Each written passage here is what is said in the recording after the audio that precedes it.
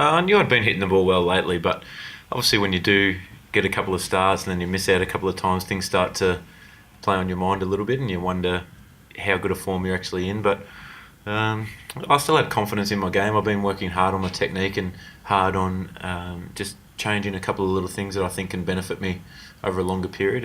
And luckily today they worked. It was the first time I'd really put them to the test in a game, and it was nice to get some runs. Were they technical, mental?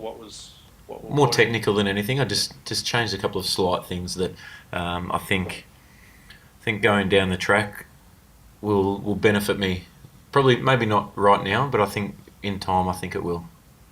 And one thing about your innings is that you were sort of able to, I suppose, ride in Davies' slipstream just a little bit at the start and get settled in. But is that one of the things about the two of you? Like one guy can go off quickly, the other one can throttle back, and it doesn't have to be the same guy every inning.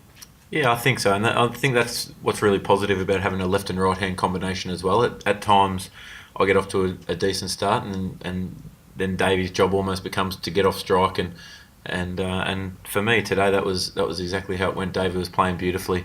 I felt as though I was hitting the ball nicely, but I kept picking out the fielder a lot. I played a lot of dot balls throughout meetings, which was disappointing. I think that's one area I really need to improve on. But Davey was striking it nicely, so it was my job just to feed him the strike as much as I could when he really wanted to target somebody.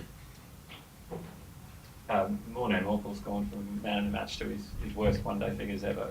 What caused that? Like, what was I suppose there are other pacemen as well. The big difference. I think when you go from one extreme to the other, you go from a fast, bouncy whacker wicket to a pretty slow and quite low Manica over wicket. I don't think it's easy to change, and I think the other day what happened is he got some early wickets and got his tail up, and we know how brutal he can be when he's on. But I thought today we sort of didn't go with a different plan, but I think it played out differently.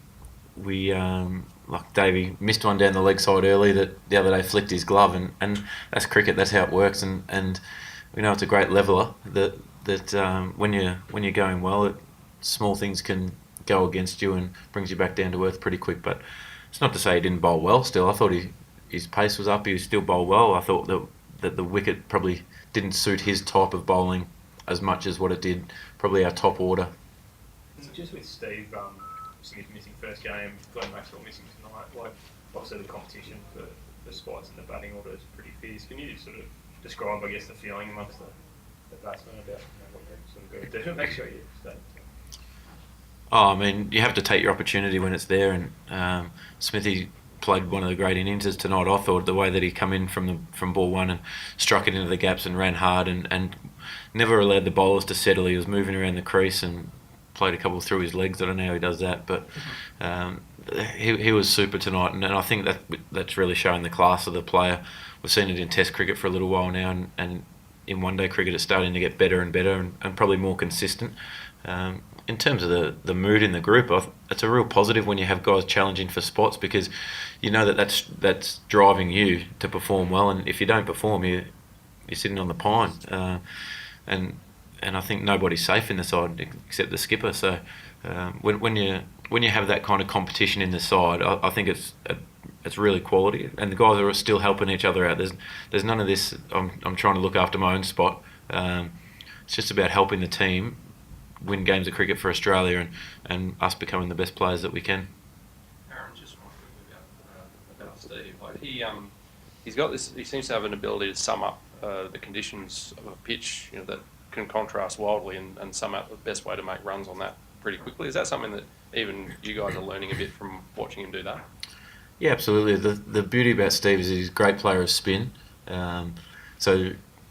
So teams are a little bit reluctant to bowl that at the start of his innings because that does allow him to get away. At the same time, he's bats in the middle order in Test cricket and can play pace, medium pace, and so he's such a hard guy to tie down. I think he's a very similar type player to AB de Villiers, that you really struggle to bowl dot balls to them in a row. And through that middle part of the innings, if you got somebody who's constantly getting off strike or hitting boundaries, it's such a hard thing to defend against. Just on AB, the 80 in the first game, first set out in the second game, then 50 off see when you come up against a guy like him, when he's out there, you always think the game's under threat. With him and Amor out there tonight, it almost looked like they were earning the favouritism back. They still needed 100 to win. Yeah, absolutely. He's a world-class player, and in my opinion, I think he's right up there with the best one or two in the world at the moment. He's done it for such a long time in all formats of the game. He's probably the most consistent of the guys who are really brutal in that middle order. He's somebody who wins games from nowhere for his team, and that is something that you have to be careful of. And like I was saying about Smithy, that you don't really have much of a defence against him because he plays a short ball well, moves around and plays all the trick shots as well. So someone who is really hard to defend against. So I think you have to be as attacking as you can and try and get him out. If you just let him bat and work his way into the innings, you're doing that at your own peril, I think. But I thought while he was still in and they had two very experienced players in, it was touch and go there for a while, but luckily we got him.